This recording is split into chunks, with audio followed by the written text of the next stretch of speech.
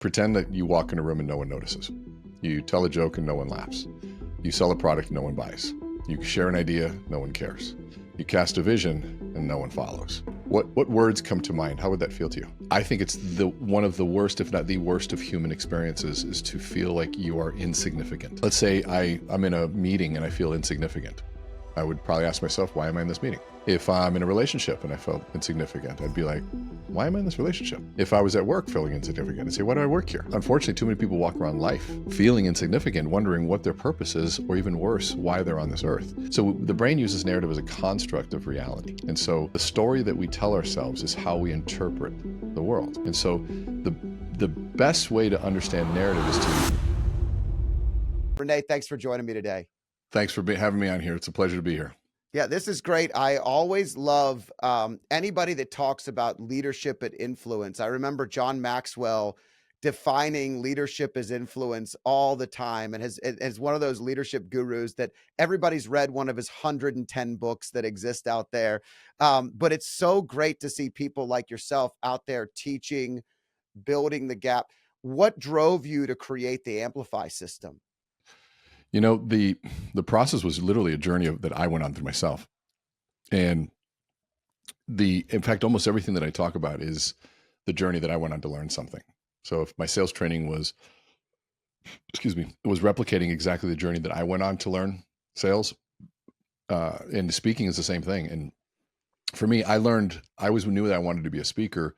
My mentor, who, this was been 2003, 2004, even before Maxwell said all that stuff, he was saying that, he really was talking about this whole concept of influence. And for me, I was like, okay, what does it mean? And the moment you get into influence, you realize that it is pervasive in every single aspect of our lives. And I think it's also highly misunderstood as to what it is, because it is the only measure of leadership, but there's so much more to it than that. It's so much more than leadership. It's so much more than persuasion, sales, and marketing. And I'd probably say that the easiest way to understand it is to take it away from you for a minute. So pretend that you walk in a room and no one notices. You tell a joke and no one laughs. You sell a product no one buys. You share an idea, no one cares. You cast a vision and no one follows. What words come to mind? How would that feel to you? Yeah, empty, lonely, uncomfortable, failing. Yeah. And to me, I think it's one of the worst, if not the worst, of human experiences is to feel like you are insignificant. And so you try something and the world doesn't respond. And so play that a little bit. Let's say I'm in a meeting and I feel insignificant. I would probably ask myself, why am I in this meeting? If I'm in a relationship and I felt insignificant, I'd be like, why am I in this relationship? If I was at work feeling insignificant, I'd say, why do I work here? Well, unfortunately, too many people walk around life feeling insignificant, wondering what their purpose is, or even worse, why they're on this earth. And so when I say it's one of the worst, I truly believe it's one of the worst. So now let's bring it back. You walk in a room, people notice. You tell a joke, everyone laughs. You sell a product, people are buying. You share ideas and they love it. You cast a vision and you watch people mobilize and take action. How are you feeling now? Fulfilled, connected. I love that you said fulfilled, right? Because there's a sense of significance in there. So then when you think about influence from that perspective, that there's a sense of, if I don't know my purpose, if I don't have any influence, which really means if I don't have impact, I then begin to wonder why I'm here. And so then it also becomes a backdoor to find your purpose. Where do you have most impact? That might be your purpose. Yeah, it's powerful.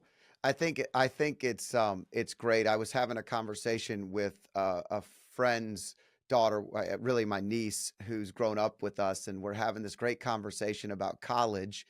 And she's talking about how challenging it is to start over.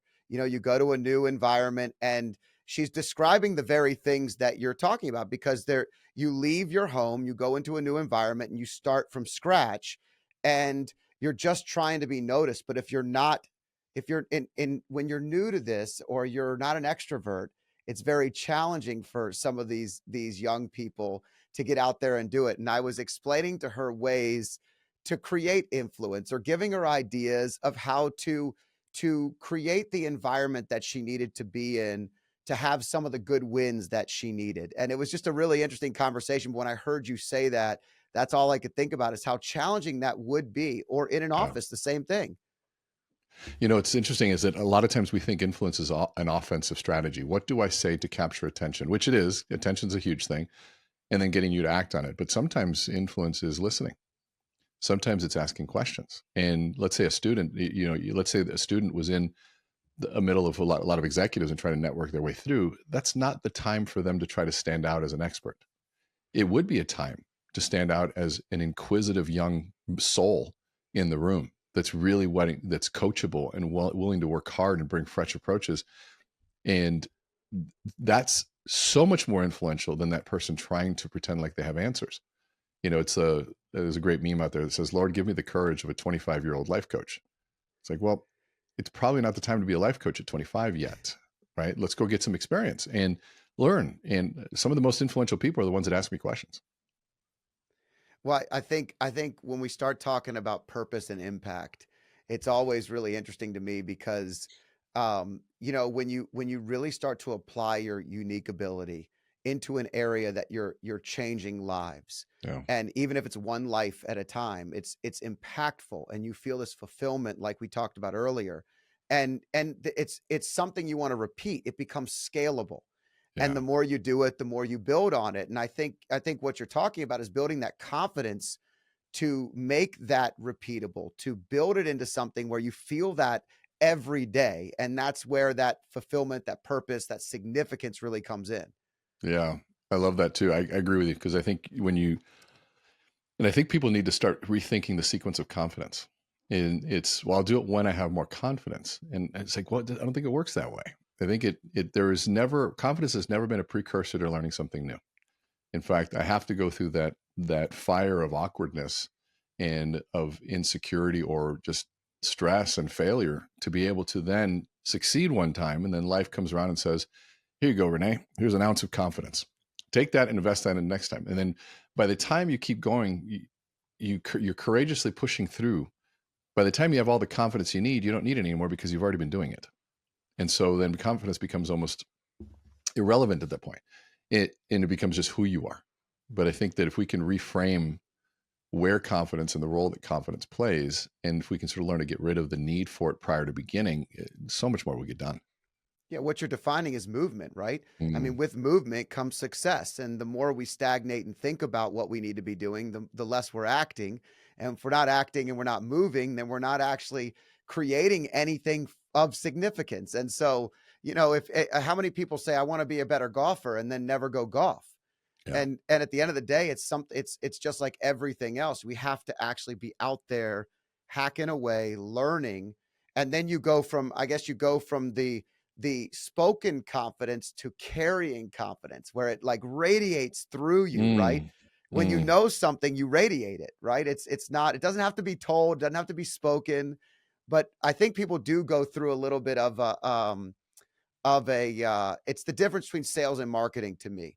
In marketing, in sales, you're telling everybody so often, like, so it's not what effective sales are, but ineffective sales are telling people how good you are, how good your product is, why they need it, like not really understanding what's important to them. Where I've always looked at marketing as attracting what you're looking for. So you create the product, the service, the identity, whatever it is, even the relationships that you want, and you pull them in with the energy that you're putting out to the world. But it has to come from within, not just externally. Well, I think what you're saying is that when people use sales techniques for a marketing job, Yeah, and that's when it gets mixed up because you need both. Marketing is going to get you to the table, even get you as an option. Sales is going to uncover the need and close the deal right. if it's there and fulfill that need. Yeah, I agree 100% there. Yeah, it's when you created Amplify Your Influence. Talk to me about a little bit about the victim versus victor mentality. I mean, I think this is something we hear a lot about, but I feel like there's an energy level. When we talk about this confidence, we talk about taking the movement steps, just progressing from this point of the conversation. I've had several conversations in the last week with the victim mentality, just family or friends or challenges, and you're trying to bring them out of this, to progress to that next level where they can start to have the right movement. How has that been something that you've helped people achieve or get through? Great question. Well, I think when because let's go back to the conversation we had prior to this a second ago and how it leads into this. We said, without movement, nothing gets done. And then movement starts creating confidence. But I think there's so much out there that tells us, go do, go do, go do. Here's what you need to do. Not enough conversation happens of why am I not moving? What's causing me not to move? And it's rarely a willpower issue, is what I've come to learn. That it's very rarely a willpower. And then where does willpower come? Well, willpower comes from the vision, the ability to vision an outcome and the accompanying dopamine that comes, which gives you that power, because dopamine is secreted in the anticipation of reward, and vision creates anticipation. So it's a beautiful sort of connection. But if somebody cannot envision an outcome and pushing forward to something, it feels purposeless. And when there is no expected outcome, there's no dopamine to sort of motivate you and say, hey, you got this. And so then we go, okay, well, we know that people who play the victim role are far less successful than those who take ownership. Okay, we know that. The challenge is those that don't know they're in victim mode, don't even realize they're there. They don't have the self-awareness yet to realize they've been playing that. And I will say this, no one's immune to that. There's no one immune. I've been talking about this for over 30 years. And just 2 weeks ago, I was like, man, I was playing the victim on a certain aspect of a certain slice of the pie in my life. And I was so convinced that I wasn't. And that's the scary part. And so to me, you say, okay, when it comes to speaking and influence, part of the process that we take, which is very, very different, is I can teach you body language, sequencing, timing, skills, how to stand on stage, the speeches to say, all of the formulas. I can put the chess pieces in play, but if you're playing with an empty soul, meaning you're not connected to what's going on, what good is that? What good is that? You're going to achieve a couple things, but there's no depth to who you are. And so there's no real influence. That's the influencer world has figured out a formula on the aesthetic and the sequencing and the marketing of the world.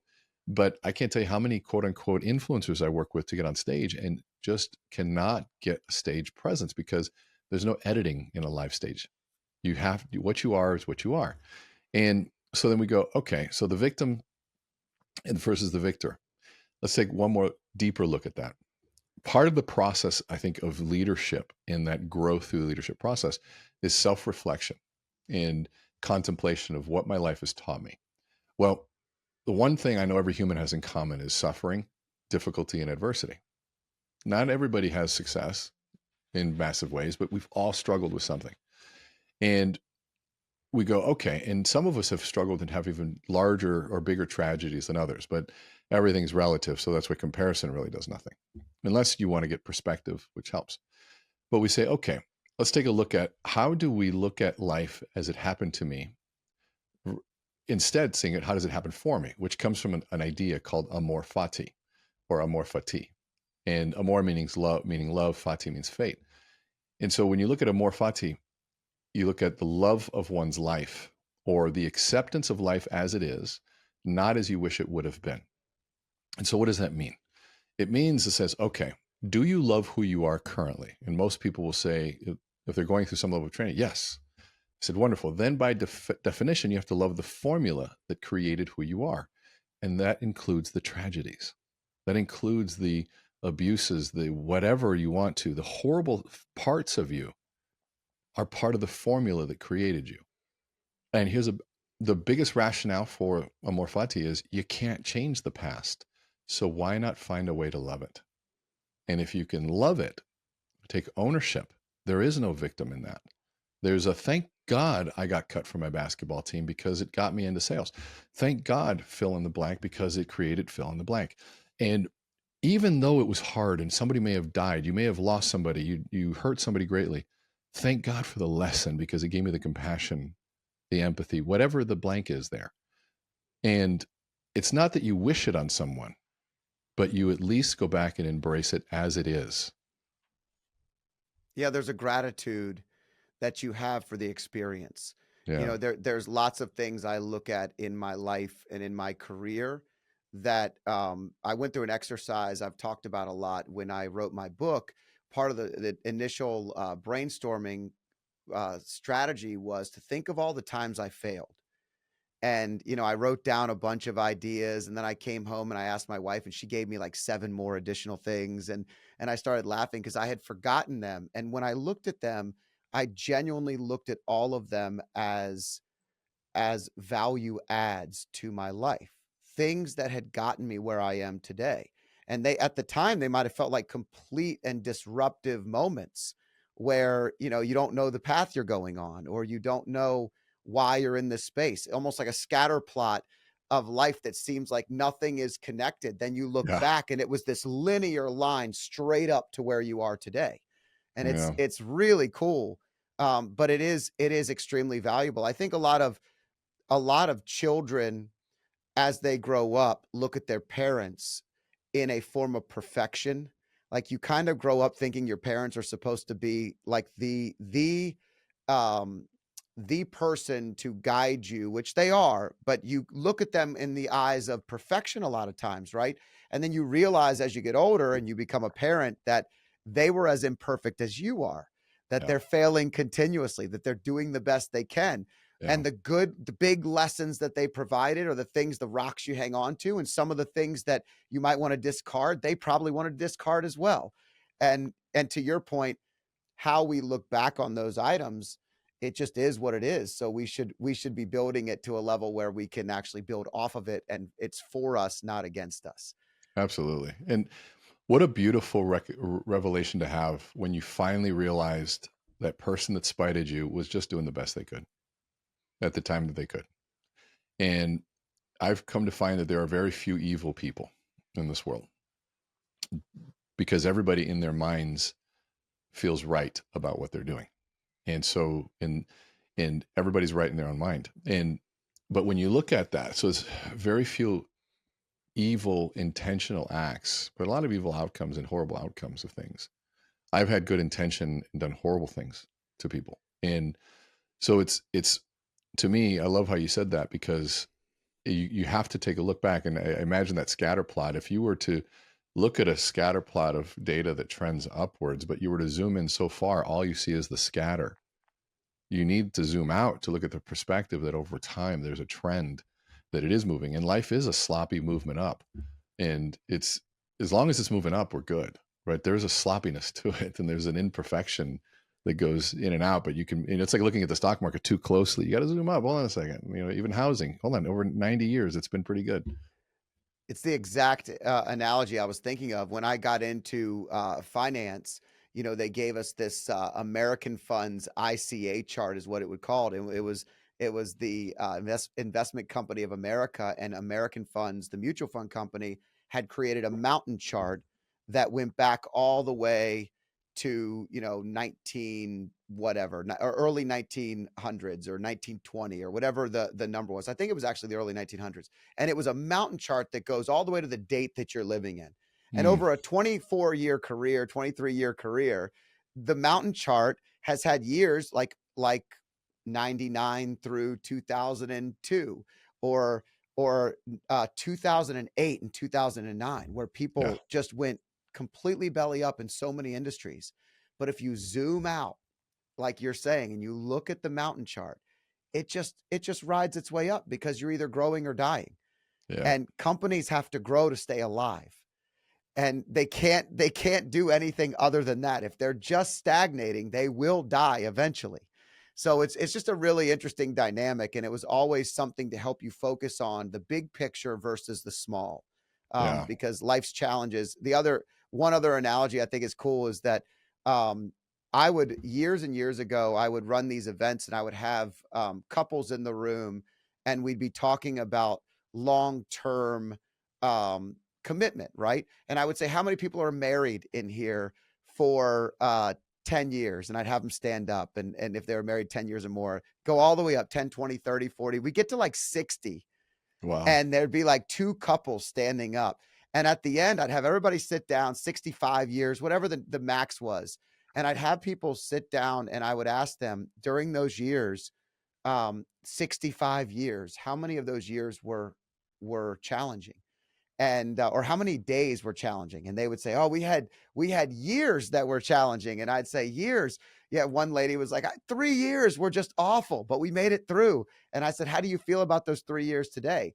I'm really glad we worked through it, because today we have 65 years, and they're now probably the example every one of their grandchildren and great grandchildren use as a relationship that is what they want in life. But they forget those years where they zoomed in so quick, like you're talking about. Like, when you get too close, it gets really uncomfortable, but it is what it is. Yeah, we want to cherry pick the good stuff, and we forget. Like, you want the abs, but you don't want the kitchen and the workout. You know, you want the money, but you don't want the late nights and weekends. So No, yeah, I agree. the I'm with you. shortcuts, all the Hmm. shortcuts. What are you spending the most? So you do keynotes all over the country. What's the most Hmm. popular topic that you're either being asked to talk about right now that might be different or trending, or maybe just something you're really enjoying talking about when it comes to leadership and influence? You know, it's an offshoot of the book, and we touched on it in the book, but it's I'm being asked to write a second book on this topic, and so it's been something that has been very eye-opening. It's eye-opening to me, but it helps explain a lot. And it's what we call the narrative gap in leadership, and just the whole phenomenon around narrative. And people use the word narrative, but very few people understand the role that narrative plays or the power of narrative. And so when you think about narrative as a beginning, a middle, and an end, most people think of narrative as just a story. Well, stories have beginnings, middles, and ends. Well, how does the brain use narrative, and what is that? And that's where it gets really fascinating. So the brain between the ages of 3 and 4 start to realizes a narrative to life. There's a beginning, a middle, and an end to things. So dad's hungry, beginning, goes to the fridge and consumes something, middle. He's not hungry anymore, end. So when hungry, go to engage in that narrative. So it's pretty simple. And so there's a sequence to narrative, and there's an outcome, right? A beginning and an outcome, a cause and an effect. And so, but we can learn all sorts of ones. You know, dad had a long day at work, comes home, okay, beginning, comes home and yells and screams at mom. Okay. And so then she makes him a sandwich. When you're upset and stressed, just yell at those around you and they do what you want.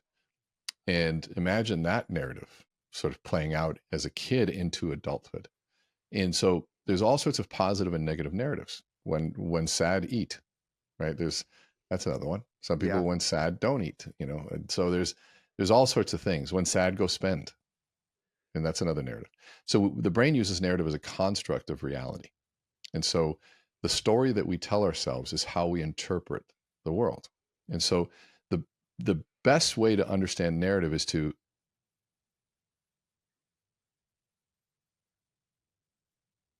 you see what's going through your mind right now as I paused? Thinking that you're going to have to edit that little pause out. Yes. So what happened there for you? Well, I started to worry that you didn't know your computer was or wasn't freezing, but then I noticed your eyes were blinking. Uh-huh. So I said, he's paused for a reason. So I'm going to go with it. And that was what was going through my mind. So notice how there was your mind couldn't handle that silence or that gap. Here we are on a podcast, and I'm explaining the narrative gap, and then I stop. And so your brain could not handle that, and it had to start filling in those gaps. And if you're listening to this, you might have been distracted and then stopped and paid attention. So what happens is the brain can't handle a gap in the narrative, which really is, we're saying, is it can't handle a gap in reality. And so what did your brains do the moment there was a gap? It filled it. So the question is, with what? Okay. Well, you said worry. So there's a sense of fear, because, you know, the context is something must be wrong. There's a gap fill. And then you're saying, okay, then I saw his eyes blink, give you a little bit more context. Okay, so he's not frozen. So there must be a reason. Lord, please let there be a reason, right? And so there's all sorts of things that happened in just a couple seconds. But notice how quickly it responded that way. So I'll give you another example of narrative gap. And by the way, I do that same thing. I'll be at a keynote, 600 CEOs, and I'll be, the best way to understand a narrative is, and I'll just stop, turn around, and walk off stage. And I'll sit there, and I have to tell the camera crew and the mic crew and everything, don't turn my microphone off. And you start hearing the rumblings of what's going on. I know, you know, the sponsor of the event's probably freaking out. And I say, it's this feeling you have right now. And I come back out and we get all these crazy ideas. He had to pee. He got frustrated. There's people loud in the hallway. He was going to yell at them. There's all sorts of like crazy assumptions that are made, all of which are wrong. And so if you think about it from that perspective, okay, I'll give you another example. I'll give you a profession. And I'll say the profession, say what word comes to mind. Used car salesman. Annoying. Annoying. Most people say slimy, sleazy, untrustworthy, I'm trying to be nice because I don't want to say something ugly about people. Everybody has to start somewhere. So absolutely. And I love car salesmen, but Right. that's the underlying tension that's in there. And it's a predictable way. But all I said was a profession. And our brains went back to our past experience, grabbed a frame of reference, which creates a narrative to use that narrative to construct the reality in front of us and to build this untrustworthy, slimy, sleazy individual. And so your brain does this automatically. So how do you, and if you think about it, how many narrative gaps are happening every day? Countless. And the moment there's a gap, our brain fills it with what? Well, an assumption. Well, then most of our understanding of reality is an assumption. So if that's the world we live in, how do we resolve that? Well, I'll give you an example. My grandfather was in Cuba right before the Cuban Revolution. And he saw that this was happening. He knew this was not good for his family. And so he had this bright idea to write a letter to the president of the United States at the time saying, if you can get me and my family out of this country, I'll come in and fight for yours. So somehow that letter made it to the right person. And they pulled my grandfather out, my grandmother, and my grandmother. And he served in the American Armed Forces for 8 years. After his 8 years of service, finally he gets his American dream and he lands in Homestead, Florida. Now, at the time, Homestead didn't have much there. Nothing at all, except for Patrick Air Force Base. And so his American dream was limited to how far he could walk.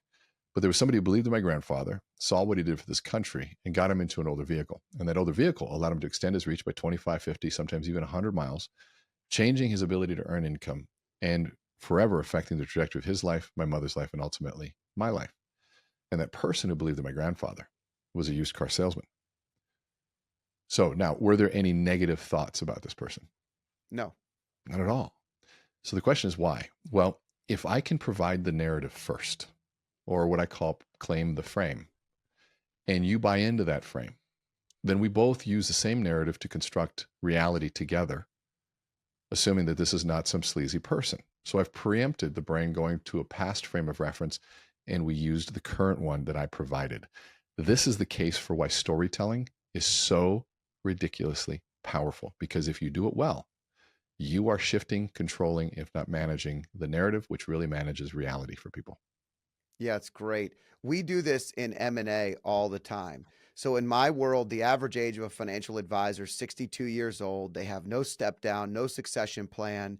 They then ride the wave of their practice to 68, to 72, and then it's time for them to separate and they sell their practice. And then we come in, buy the practice, develop it, transition it. The most important part is exactly what you just said. And that is, we actually build a campaign in and around owning the story, delivering the story, creating the narrative that actually is going to be delivered to clients. Because at the end of the day, everybody wants the same thing. Yes. You want continuity for your clients. So the words you choose, I'm not retiring, I'm not leaving you. I created a continuity plan for you.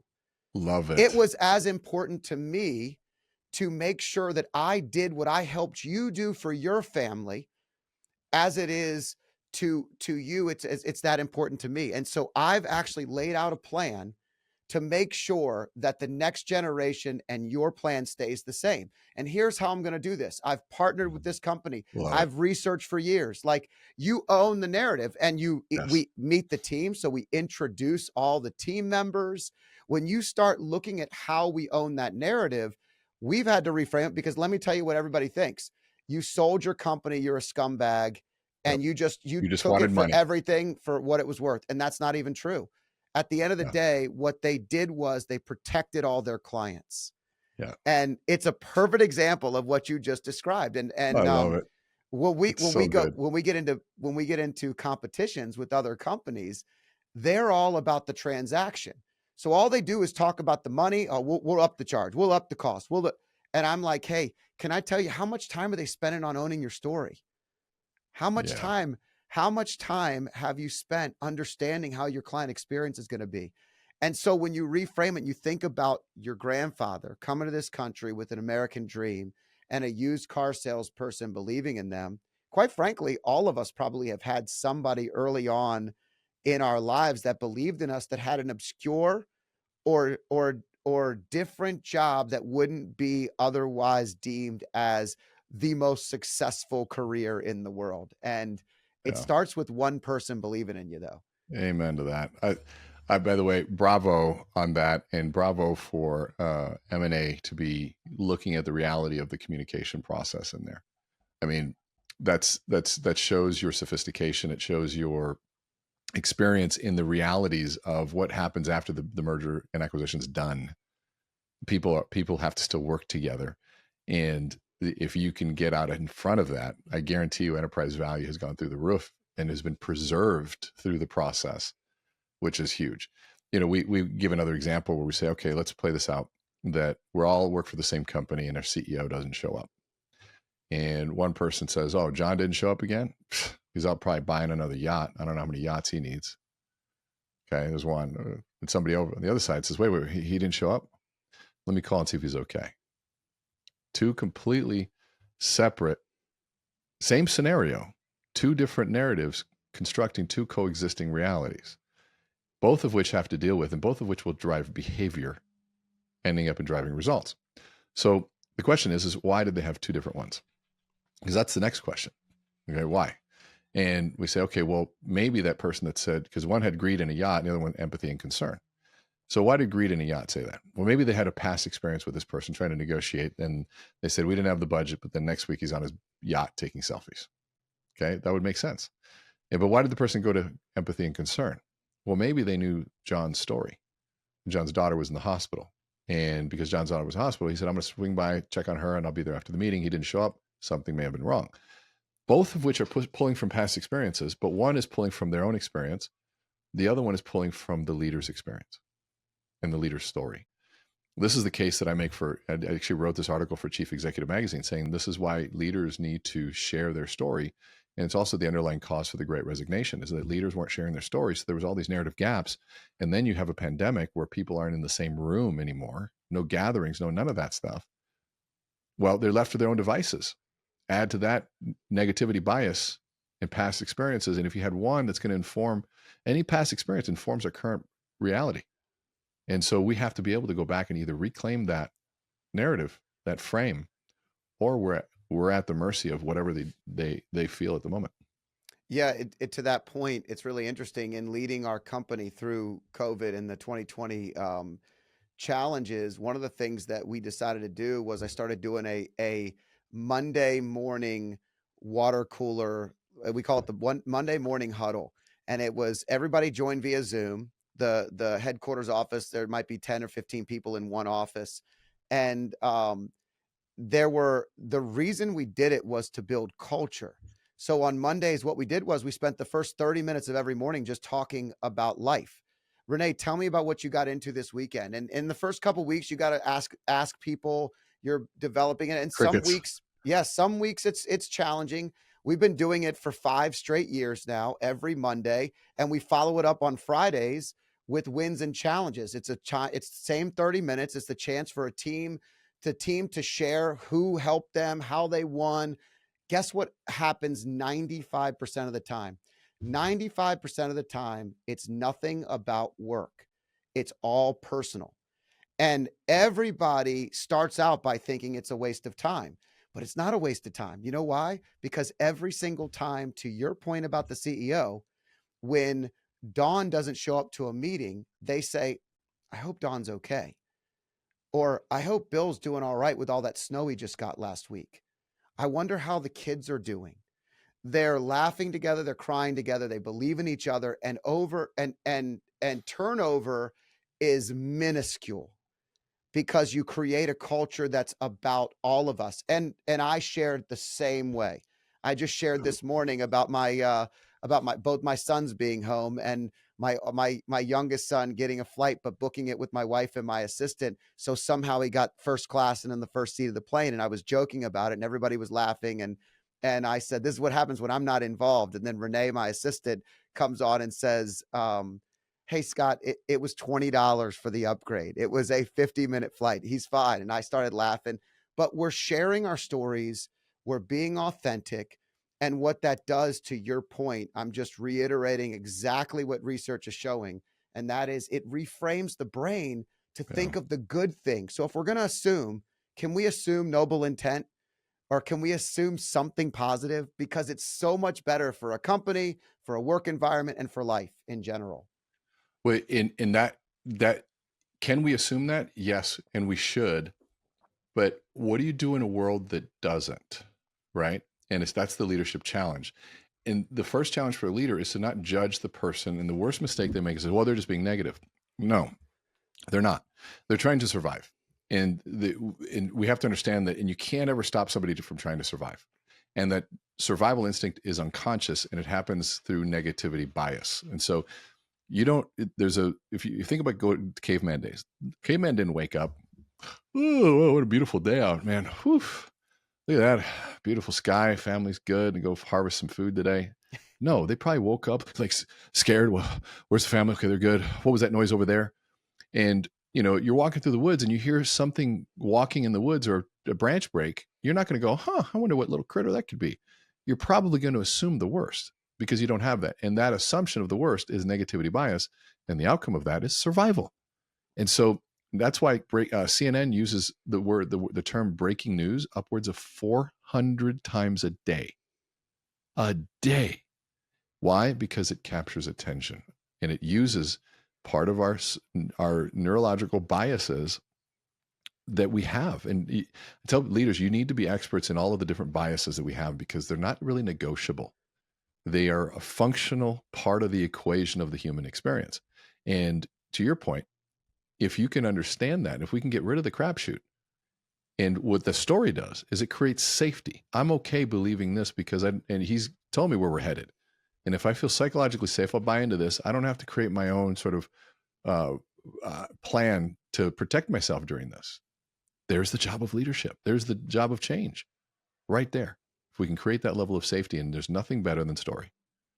I love what story does to relationships. And I think that the older I get, the more I am in tune with the value. I've always been into relationship business, relationship in life, just deeply looking at every connection as a chance to build on something, even if it's a chance meeting or somebody you sit next to on the plane. Like, I may never run into that person again, but I'm going to be open to it because I'm authentic and interested. And I think that so often in our culture, people are so driven on the transaction. What can they take? What can they get? What can they find from this experience? And when they go in trying to actually connect with other humans, with the people that they work with their spouse or partner, like, it's so valuable and the relationship can expand. And now the story becomes so much more positive in general because you're both investing in each other versus just trying to take out of it what you want. Yeah, I love it. This is a never-ending conversation, and one that leaders need to have more. Because if they realized how much of their job is to truly manage the narrative, and there's another skill that goes with that. Let's talk about that for a minute. Managing a narrative. Okay, so the question is, how do I do that? All right. So then let's think about a different word. You said it there a second. It's framing. So what's framing? And when framing is this, it's the filter by which we assign meaning to something. It's a frame of reference. And so when we don't understand something, it's usually because we have no frame of reference. Think about Uber when it first came out. Wait a minute. I tell my phone that I'm at this corner and some random person comes and picks me up and I don't got to exchange money with them. Okay. That doesn't make any sense because there was no frame of reference. Netflix had no frame of reference. So when there's no frame of reference, that's where you get into disruption. It's so breaking and bleeding edge. It's different. But then we say, okay, so if we know that everything that we are understanding is, excuse me, comes from our frame of reference.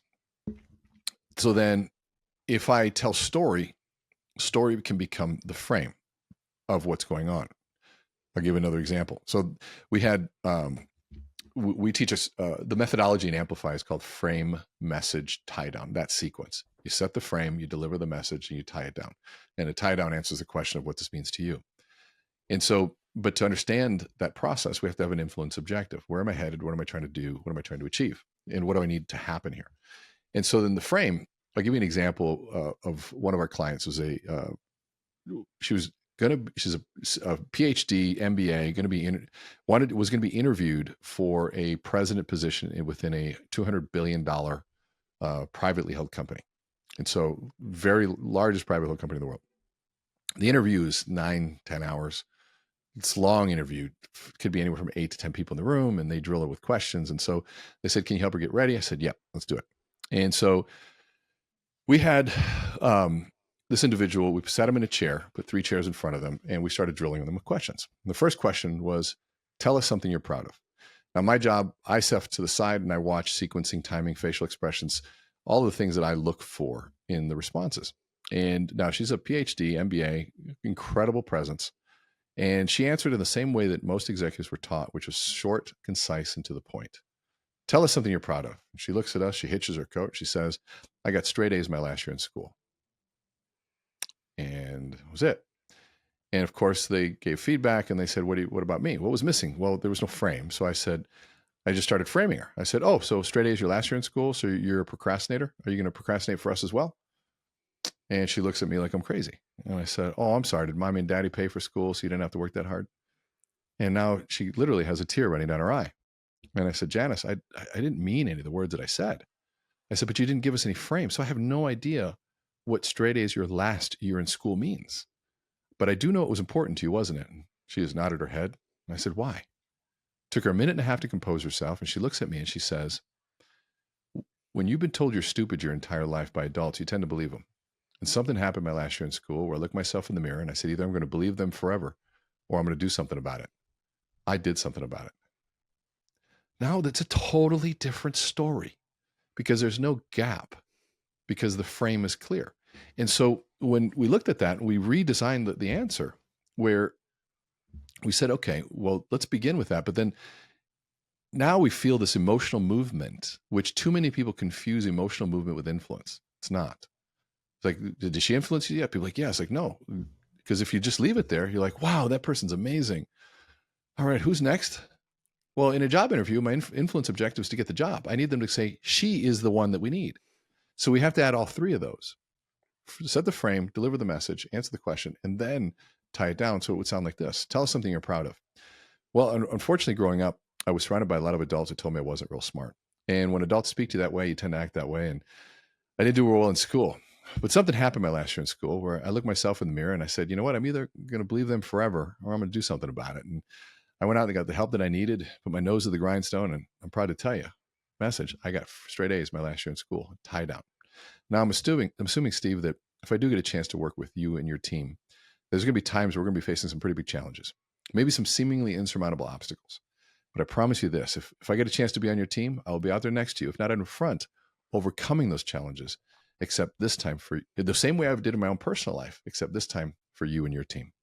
Frame, message, tie down. And so now there's this sequence that we can follow to set the frame. The frame builds the emotion that we need as a precursor to influence. So we can deliver this message that now is being delivered. But the tie down says, but this is what I need you to do with it. This is what it means to you and your goals. And all of a sudden it becomes whole. It's the action item. It's essentially what takes you the extra step, because otherwise it's just floating out there. I like that. Yeah. Let me ask you a question. In the scenarios that we're talking about with the story and the narratives, how do you recommend people change the narrative when the narrative has got away from them? So the leader is running something, the narrative, I'll use the example that I used before. Somebody, it gets out that they're retiring, but the story is now framed from someone else. is there a methodology or something that people could listen to that would help them, reframe it and Yep, reset it up and kind of pull it back in a way that puts us back on track? for sure. Well, yeah, absolutely. And one, the recognition is the first one. Who owns the narrative right now, and is it helping? That's this. That's you have to have a sense of what's going on. If you don't have that radar, you got to develop that one first. And if the moment, that's why the narrative gap idea becomes so powerful, because once it clicks, you realize how many gaps are happening constantly. And if you know that the moment there's a gap, people are going to make the assumption, well, what assumption are they going to do? And who are they going to trust? What source are they pulling from? We all want to be the trusted source. But now I'm in a place, the narrative has gone wild. And at that point, this is where the skill of storytelling comes into play. You have to be able to be a good storyteller. If you're a poor storyteller, then I'm going to believe the story that is more compelling. And so there's a couple different sequences. We call these neuro sequences. And these are sequences that I've learned that if you speak in a certain way, that it just sort of penetrates the resistance in the brain, which is really what we're trying to do at the end of the day, is penetrate resistance. And so, and this came through COVID as well. It was one of those sequences that we realized, because a lot of our leaders were getting fed up that people weren't coming back to work. And when a leader just says, you know what, I'm done with the soft skills. We have people to serve. Get your butts back in the office. Yep. And I said, well, how'd that work out for you? It's like, yeah, it's not working. I said, well, of course not. So let's create a little neurosequence here. Instead of starting with authority, we're going to have two things in front of that. We're going to start empathy, then transparency, and then move to authority. So instead of saying, hey guys, we need to get back in the office, we have customers to be served, we start with empathy. Hey, everyone, right now, I know now is a crazy time, and I know it's scary. And I know people in this room right now that have lost family members to this pandemic. And I got to be honest, I'm scared to death that my mother might get it, because I don't know if she could make it through. And I don't know when this is going to be over. That's the transparency, authority. But there's one thing that I do know for sure, is that we still have to serve our customers. We still have to show up and be there for them, because they need us. The business needs you. And so I'm going to ask that we all come back into work and push through this together, because once we see that difference, how it lands, because we set that frame and we also answered some questions ahead of time. And so you could use the same thing, empathy, transparency, authority. Hey, I know that you've heard a story out there that, it looks like I'm going to be retiring and doing all this type of things. And quite frankly, man, retirement does sound kind of nice, but let me be crystal clear. I am not retiring. Those are stories, not from me. And so that you see how, like, I can, instead of me going, that's not a story that I told. Yep. You just add the little pieces, and it just greases the wheels. But what it does, the whole thing is, it creates emotional or psychological safety. And safety is structure, order, predictability. A little validation. This is what I heard. The tone, if you notice the tone, there's a lot of nuances that I did. There's a slight little smile that says, man, how much I'd love to retire, but here's the truth. I'm not retiring. Not anytime soon. Same thing. Hey guys, I know that going through an acquisition like this can be tough. And, transparently, I mean, this is what happened to me in my company. I was scared to death. I was in your shoes. But I'm going to tell you this. These changes, then you move into that authority piece. And so there's a lot of things. There's a lot of different kind of sequences like that you can play with, but a lot of ways that you can reclaim it. But storytelling at the end of the day is it. That's great. Yeah, the power of a story is great. I heard you say when I was reading up and listening, that there are people that tell stories, and there are also people that they just take your time. Give the breakdown, because I think it's a really good one for all the listeners. Sure. Well, we know that there's a difference between, we all know somebody who's a really good storyteller, and we also know people who just love to tell stories. Right. That's it. Yeah. And then you ask them, what's the difference between the two? And they sit there and they go, one, at the end of the day, they know they like one and they don't like the other. Most people don't know why. And I'll explain why. The person who's a really good storyteller uses a story, key 3 words, uses a story to deliver a message of value. The person who is a really good storyteller uses a story to deliver a message of value. The person who loves to tell stories uses their time just to tell a story. And what happens is we don't care about the story. We care about the payoff at the end, the moral, the lesson, what's in it for me, the tie down. We are very selfish consumers of content. And if you don't believe me, watch yourself scroll through Instagram and watch your thumb and what it does. Every single time it swipes, you're saying, that was dumb, stupid, didn't capture my attention, not valuable. You're making quick judgments on because you have choices. Well, we are full of choices in today's world, and we need to be answering questions that matter to people. And the only way to do that is through having a lot of time to listen and understand who your audience is. Then you can structure that message to them. Yeah, it's great.